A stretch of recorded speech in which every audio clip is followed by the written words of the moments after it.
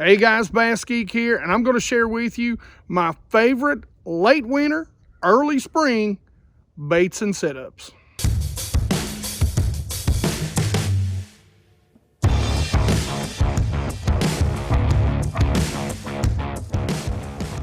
All right, number one for me, all through late winter, early spring, this is a rod that I'm going to actually have, or two rods that I'm actually going to have rigged up and at the ready every day, no matter where I go.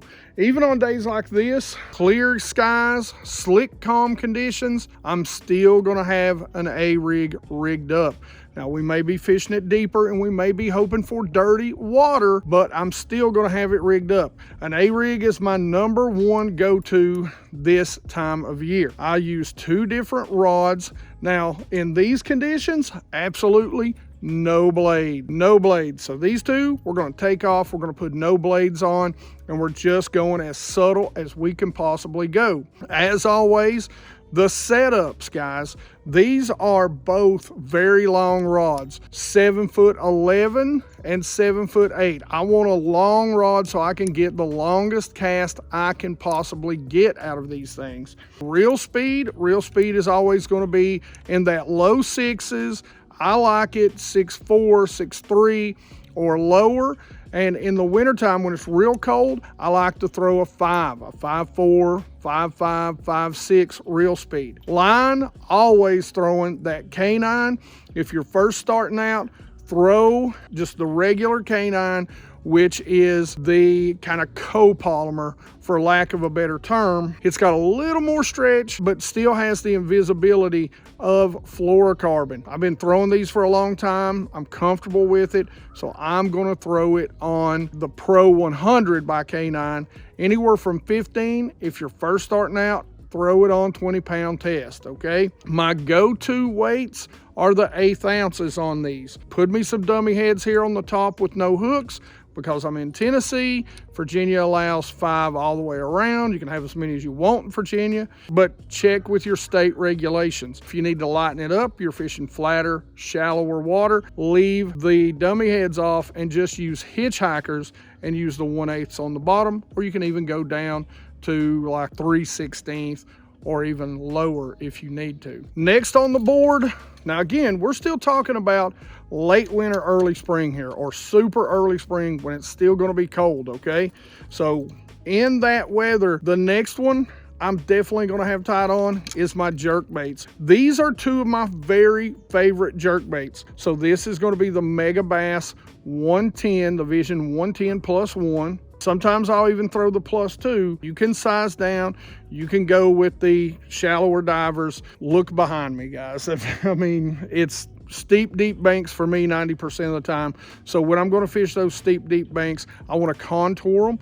And this is one of my favorite. I catch a lot of numbers on this, but guys, I've caught some big fish on this when it's still cold, because this is a slow sink. This is by Rapala, and this is the Shadow Wrap Deep, okay? These are my two go-tos. That's actually one of my favorite colors when it's a little bit overcast. That is a nice clear white, good bait fish. Great combos right here. This they don't even actually make anymore, so I'll put you another rod out there. This is the Titanium 8 by Bass Pro Shops. It is a 7-foot. A lot of you guys are going to want to go a little bit shorter than that, you know, a 6'10", 6'8", whatever you're comfortable with. But this is a 7-foot medium fast. I throw a little heavier on this. Generally, I'm going to throw 8 to 10 pound test, and this is my Akuma Hakai reel.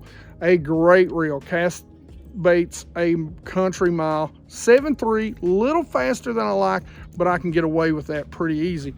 The next combo is for these lighter jerk baits. This is a Fitzgerald Versa. It is also a 7-foot. It is also a medium, but it is a moderate tip, so I can get longer casts on lighter baits. I couple that with the Team Lose Custom Pro. Man, this is another great little reel. Cast light baits a mile. We're going to use K9 fluorocarbon, and I've really been using, if I want to get it down deeper, I'm going with the 100% fluorocarbon, Pro 100. But when it's cold, that regular canine is really good when it's still real cold. Less memory, little more stretch, so you're not pulling the baits away or out of the mouths of the fish, and you still get a ton of castability out of it.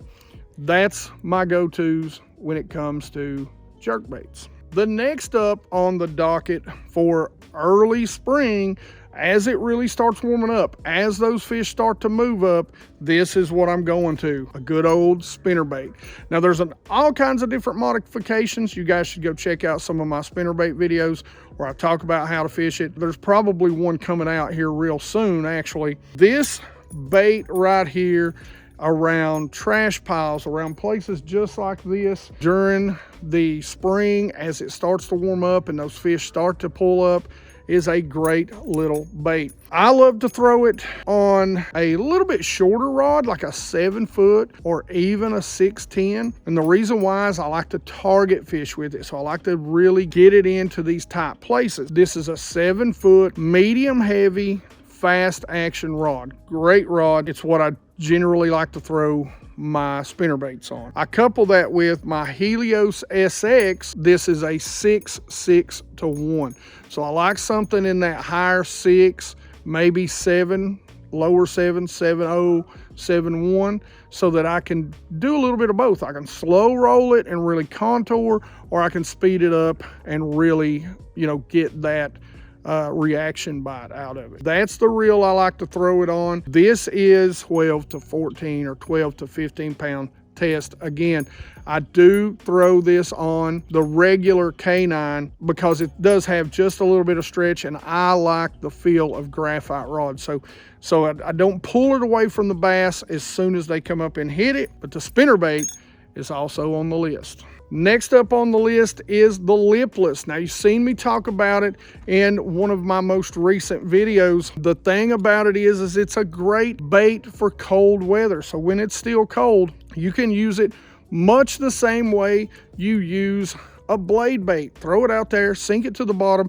just barely hop it up to where it just gets 2 or 3 vibrations, and then let it sink back down. Great little bait right here by Castaic. It's got 2 little adjustments, so you can fish it deep or you can fish it shallow. And another great place to fish this is when they start pulling up on the flats. Great way to catch them. Generally, for me, I don't fish around a lot of grass, so I like a slower reel. Something in that 7.0, 7.1 to 6.5 is what I like. This isn't actually the one I normally use. I've been testing this reel, and we did a review on it, so that's why it's on there. This is an 8.1. This is the Origin F1. If you can get it in, say, a slower speed, it's an 8.1. If you can get it in that 7 or that 6.5, that would be great. I don't know if you can or not, but this is the type of rod I like. This is a Killer Bass Baits, and it is a 7'3". I do like a little longer rod, 7'3", medium heavy, fast action. That's what I like to do, and that's how I get the job done with these during the spring. Last but not least, and forgive the stupid geese in the background, I hope you hear me more than you hear them, but it's flipping, guys. Listen, this time of year, I love to flip a soft plastic. I kind of get away from the jigs. I've just seen it too many times, something like the Rage Bug. If you get some heavy rains during the early spring, you can take this little fella right here and throw a black and blue, but a color a lot of people don't throw anywhere but maybe down south, and that's a June bug. For whatever reason, that June bug color, when you've got, say, just a foot to a foot and a half, pushing 2 feet of clarity, but the water's been rising, that June bug is a great little color to throw. Now, when it's cold, I like to put a little less weight on there. So I'll go with a 3/8 or even a 1/4. I'll go down to a 1/4 because I want a little slower fall when it's cold, and always using my Angler tungsten weights, guys. For you guys that are down in the deep south that are already punching and working those mats, make sure you check out the punch weights that he's got. Top quality, and as always, discount code in the description of the video, going to save you a ton of money. This is my very favorite setup for flipping. This is the new 13 Z2 slide, and it's got a little slide, a little magnetic brake there. This thing casts great. I love it, love this color. One thing I don't care too much about is their weird bright colors that 13 puts on their reels. I could do without the weird hunter orange handles. They're gonna look real bad after my dirty hands get done with them, but I love this gray color, love this kind of gray color. Review for that coming out later. This thing has a 20-pound drag system, and I pair it with my meat stick by Dixie Custom, my favorite rod. It's a great flipping stick. It's got just a little bit of tip so you can flip even the lighter baits, that 3/8, that quarter. Great rod for that, but you can also get in there and get in that heavy stuff and jerk them clear out of the mats. Great thing about this, it is a 7/6, my favorite size for a flipping rod. Heavy, fast tip, great combo. Again, generally one of my favorites is the Creature Baits 3/0 hook I've got in here right now. I'll go up to a 4/0. I'll use 100% the Pro 100 20 to 25 pound test depending on the cover I'm in.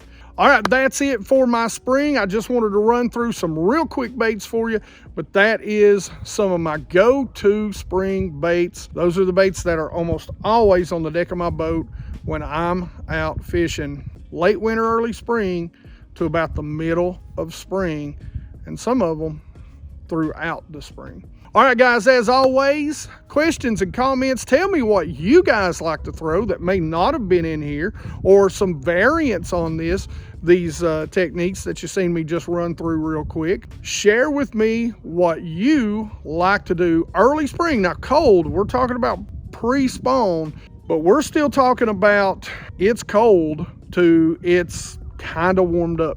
That's early spring, okay? And as always, like it if you like it. Don't forget to subscribe. Make sure you ring the bell when these videos come out. And you guys rock.